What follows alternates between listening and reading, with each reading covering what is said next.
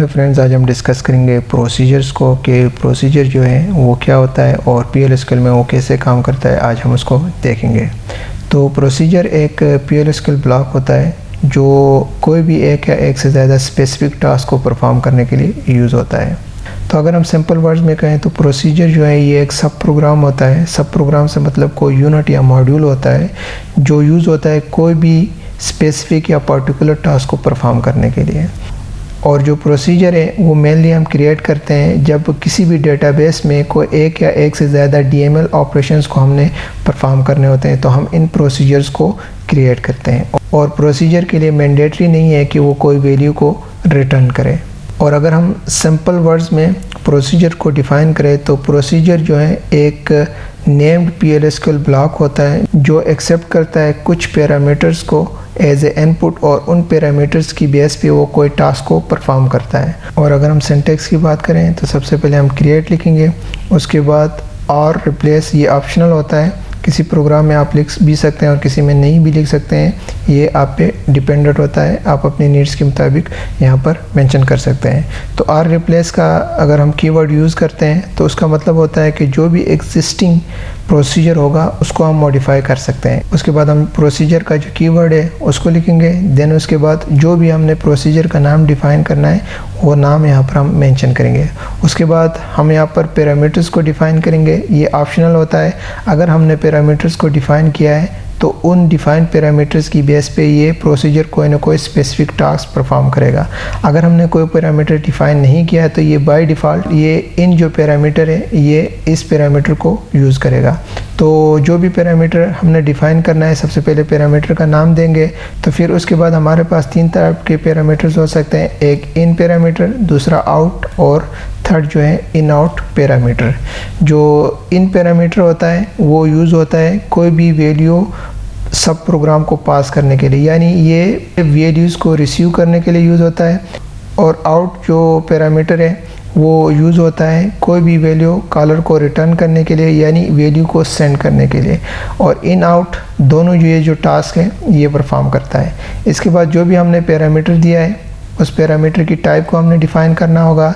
Then is या as जो भी हमने यूज़ करना है वो यहाँ पर हम अपनी नीड्स के मुताबिक यूज़ करेंगे। जो इज़ कीवर्ड है वो यूज़ होता है कोई भी स्टैंड अलोन प्रोसीजर को क्रिएट करने के लिए, और जो एज कीवर्ड है वो यूज़ होता है इंस्टेंट ऑफ के लिए। तो जो भी आपकी नीड्स है उसके मुताबिक आप यहाँ पर इनको यूज़ कर सकते हैं। देन बिगिन हम लिखेंगे। बिगिन सेक्शन में जो भी प्रोसीजर की बॉडी है वो यहाँ पर हम मेंशन करेंगे, लिखेंगे। और उसके बाद इस बिगिन सेक्शन को हम एंड करेंगे और एंड में जो भी हमने प्रोसीजर को यहाँ पर डिफ़ाइन किया है उस प्रोसीजर का नाम दोबारा हम यहाँ पर मेंशन करेंगे। तो चलें इस शॉर्ट डिस्कशन के बाद ऑरेकल डेवलपर में जाते हैं और देखते हैं कि किस तरह हम PL/SQL में डिफरेंट प्रोसीजर्स को लिखते हैं और साथ में देखते हैं कि ये कैसे फंक्शन परफॉर्म करते हैं, और जो भी प्रोसीजर हम स्टोर करेंगे उसको दोबारा कॉल करके हम कैसे यूज़ करते हैं उसको भी हम देखेंगे। तो चलें सबसे पहले एक सिंपल सा प्रोसीजर लिखते हैं, उसमें हम एक मैसेज को डिस्प्ले करेंगे। तो उसके लिए हमने सबसे पहले प्रोसीजर को क्रिएट करना होगा। उसके लिए हम कीवर्ड लिखेंगे क्रिएट। देन और रिप्लेस का जो कीवर्ड है उसको भी हम यहाँ पर यूज़ करेंगे क्योंकि हम चाहते हैं कि फ्यूचर में ये जो एग्जिस्टिंग प्रोसीजर होगा इसको हम मॉडिफाई भी कर सकें।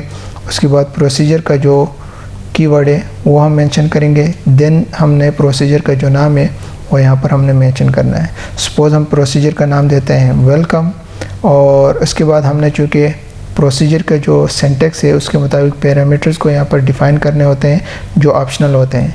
हमें इस प्रोग्राम में किसी पैरामीटर को डिफ़ाइन करने की ज़रूरत नहीं है, और वैसे भी प्रोसीजर में हम कोई पैरामीटर आप डिफ़ाइन नहीं करते हैं तो इन टाइप का जो पैरामीटर है वो यूज़ करता है। तो स्ट्रेटली हम यहाँ पर एज का जो कीवर्ड है वो लिखते हैं और साथ में बिगिन, और इस बिगिन सेक्शन को यहाँ पर हम एंड भी करते हैं। चूँकि हमने एक सिंपल सा मैसेज डिस्प्ले कराना है तो मैसेज डिस्प्ले करने के लिए हम यहाँ पर लिखते हैं DBMS underscore output dot put underscore line, और उसके बाद जो भी हमने मैसेज डिस्प्ले कराना है वो यहाँ पर हम मेंशन कर सकते हैं। सपोज़ हम मैसेज डिस्प्ले कराना चाहते हैं वेलकम टू RT एक्सपर्ट, और उसके बाद हम इस प्रोसीजर को रन करेंगे।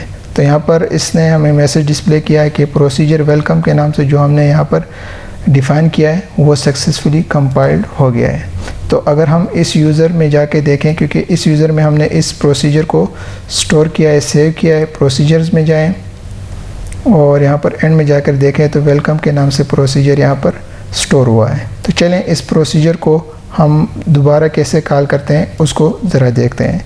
तो उसके लिए हम बिगिन सेक्शन में जाएंगे, इस बिगिन सेक्शन को हम यहाँ पर एंड भी करेंगे और जो प्रोसीजर हमने यहाँ पर डिफ़ाइन किया है, सपोज़ वो था वेलकम के नाम से, तो वो प्रोसीजर का नाम यहाँ पर हम मेंशन करेंगे। इन स्टेटमेंट को एग्जीक्यूट कराने से पहले हम यहाँ पर सेट सर्वर आउटपुट ऑन करते हैं और इसको सबसे पहले हम रन करते हैं, देन हम इन स्टेटमेंट्स को रन करते हैं। तो यहाँ पर इसने मैसेज डिस्प्ले किया है वेलकम टू RTA एक्सपर्ट, और ये मैसेज जो था इस प्रोसीजर में था और यहाँ पर हम देख सकते हैं हमने इस प्रोसीजर के अंडर यहाँ पर इसको डिफ़ाइन किया है। तो चलें इसके बाद एक और हम प्रोसीजर लिखते हैं और सिनेरियो कुछ इस तरह है कि हमारे पास एक टेबल है डिपार्टमेंट के नाम से। अगर हम देखें सेलेक्ट स्टेरिक फ्रॉम डिपार्टमेंट करके, तो हम इस डिपार्टमेंट टेबल में मौजूद सारे रिकॉर्ड्स देख सकते हैं। तो हम एक प्रोसीजर लिखेंगे और उस प्रोसीजर को यूज़ करके इस टेबल में हम डेटा को इंसर्ट करेंगे। तो इसके लिए सबसे पहले प्रोसीजर को हमने क्रिएट करना होगा, क्रिएट लिखेंगे और आर रिप्लेस का कीवर्ड है वो भी लिखेंगे, प्रोसीजर का जो कीवर्ड है वो भी लिखेंगे और उसके बाद हमने यहाँ पर जो भी प्रोसीजर का नाम डिफ़ाइन करना है वो हम यहाँ पर डिफ़ाइन करेंगे। तो सपोज़ हम प्रोसीजर का नाम देते हैं इंसर्ट अंडरस्कोर डेप्थ के नाम से और उसके बाद हम यहाँ पर पैरामीटर्स को डिफ़ाइन करते हैं। तो पहला पैरामीटर हम डिफ़ाइन करते हैं डेप्थ अंडरस्कोर ID के नाम से। चूँकि यूज़र से इसने इनपुट लेना है तो इन टाइप हम पैरामीटर यूज़ करेंगे और देन हम कहते हैं कि ये जो पैरामीटर हमने डिफ़ाइन किया है इसकी डेटा टाइप नंबर है। और एक और पैरामीटर हम डिफ़ाइन करते हैं यहाँ पर डेप्थ अंडरस्कोर नेम के नाम से, और इसको भी हमने चूँकि यूज़र से इनपुट लेना है तो इन टाइप हम पैरामीटर यूज़ करेंगे और इसकी डेटा टाइप हम यहाँ पर देते हैं सपोज वाचर2 है। इसके बाद हम यहाँ पर इस कीवर्ड लिखेंगे, देन बिगिन सेक्शन में जाएंगे और इस बिगिन सेक्शन को यहाँ पर हम एंड करेंगे। चूँकि हमने यूज़र से इनपुट लेना है तो इंसर्ट की जो क्यूरी है वो यहाँ पर हम लिखेंगे। हम कहते हैं कि इंसर्ट इनटू डिपार्टमेंट और उसके बाद वैल्यूज़ लिखेंगे, देन हम यहाँ पर वैल्यूज़ को पास करेंगे। सबसे पहली वैल्यू हमारे पास है डेप्थ अंडरस्कोर ID और सेकंड है डेप्थ अंडरस्कोर नेम।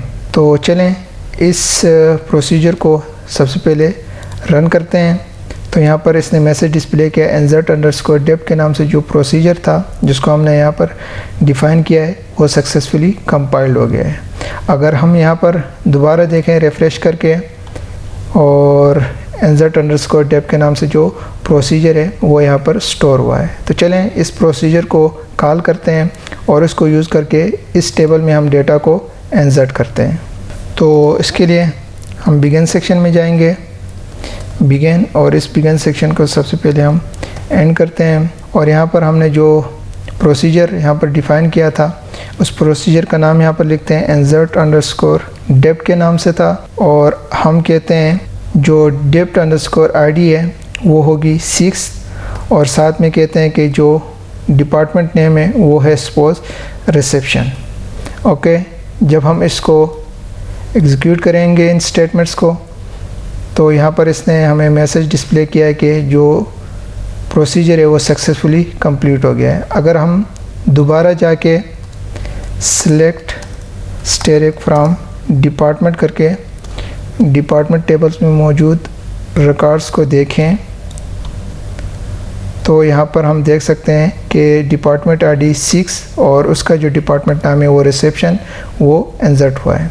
तो चलें इसके बाद एक और प्रोसीजर हम यहाँ पर लिखते हैं PLSQL में और हमारे पास एक टेबल है। अगर हम देखें सेलेक्ट स्टेरिक फ्रॉम एम्प्लॉय करके तो एम्प्लॉय टेबल में मौजूद हम सारे रिकॉर्ड्स यहाँ पर देख सकते हैं।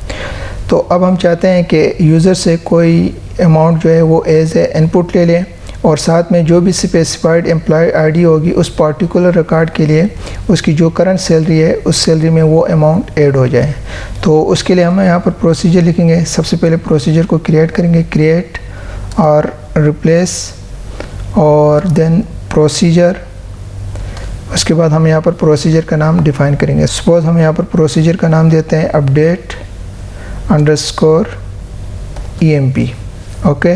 और उसके बाद हम यहाँ पर पैरामीटर्स को डिफ़ाइन करते हैं। तो सबसे पहले हम यहाँ पर एक पैरामीटर डिफ़ाइन करते हैं आईडी के नाम से, और ये आईडी चूँकि यूज़र से एज ए इनपुट लेना है तो इन टाइप का पैरामीटर हम यहाँ पर यूज़ करेंगे, और हम कहते हैं कि इसकी डेटा टाइप नंबर होगी। देन एक और पैरामीटर हम यहाँ पर डिफ़ाइन करते हैं, क्योंकि हमने यूज़र से कोई अमाउंट भी एज ए इनपुट लेना है। तो सपोज़ हम यहाँ पर अमाउंट के नाम से एक पैरामीटर डिफ़ाइन करते हैं, और चूँकि इनपुट लेना है तो इन टाइप हम यूज़ करेंगे, और उसकी भी डेटा टाइप सपोज़ हम यहाँ पर देते हैं कि नंबर है। देन हम एक और यहाँ पर पैरामीटर को डिफ़ाइन करेंगे कि हम चाहते हैं कि जो भी सैलरी ऐड होगी वो हमें डिस्प्ले भी करे। तो सपोज़ डी के नाम से एक पैरामीटर हम पर डिफ़ाइन करते हैं। तो चूँकि हमने एज ए आउटपुट लेना है तो यहाँ पर आउट पैरामीटर को यूज़ करेंगे, और उसकी भी डेटा टाइप सपोज़ हम नंबर रखते हैं। उसके बाद हम यहाँ पर इसका जो कीवर्ड है वो यूज़ करेंगे, बिगिन सेक्शन में जाएंगे और इस बिगिन सेक्शन को हम यहाँ पर एंड करेंगे। तो चूँकि हमने अमाउंट एज इनपुट लेना है और अपडेट करना है सैलरी का जो कॉलम है उसको, तो यहाँ पर अपडेट की स्टेटमेंट यूज़ करेंगे। अपडेट करें एम्प्लॉय टेबल को और सेट करें EMP अंडरस्कोर सैलरी के कॉलम को, जो इक्वल होगा जो भी करंट सैलरी के कॉलम में सैलरी होगी उसके साथ प्लस ऐड करें जो भी यूज़र जो है अमाउंट एज ए इनपुट देगा। तो यहाँ पर अमाउंट का जो पैरामीटर हमने डिफ़ाइन किया था वो मेंशन करेंगे। साथ में चूँकि हमने पर्टिकुलर रिकॉर्ड के लिए ये अपडेशन कराना है तो हम वेयर की क्लास को यूज़ करेंगे। वेयर EMP अंडरस्कोर ID जो है वो इक्वल टू जो भी यूज़र जो है ID एंटर करेगा, तो उसके लिए हमने यहाँ पर पैरामीटर डिफ़ाइन किया है। ID के नाम से ID लिखेंगे और एंड में यहाँ पर हम सेमीकोलन भी देंगे। तो अपडेशन का जो प्रोसेस है वो यहाँ पर हमने कर दिया है।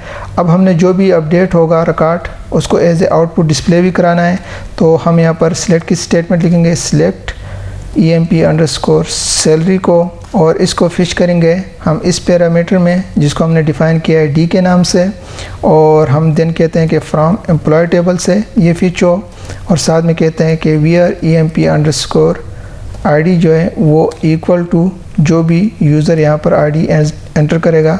तो उसके लिए हमने ऑलरेडी यहाँ पर पैरामीटर डिफ़ाइन किया है ID के नाम से, तो ID यहाँ पर हम लिखेंगे। और अब हमने इस अपडेटेड रिकॉर्ड को डिस्प्ले भी कराना है, तो उसके लिए हम लिखेंगे DBMS underscore output dot put underscore line, और हम कहते हैं कि प्रिंट करें जो भी इस पैरामीटर में होगा जिसको हमने डिफ़ाइन किया है D के नाम से यहाँ पर।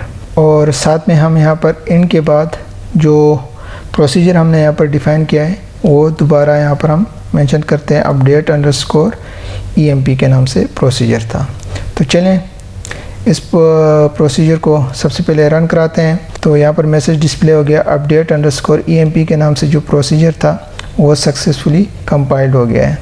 तो अगर हम यहाँ पर रिफ़्रेश करके देखें अपडेट अंडरस्कोर EMP के नाम से जो प्रोसीजर है वो यहाँ पर स्टोर हो गया है।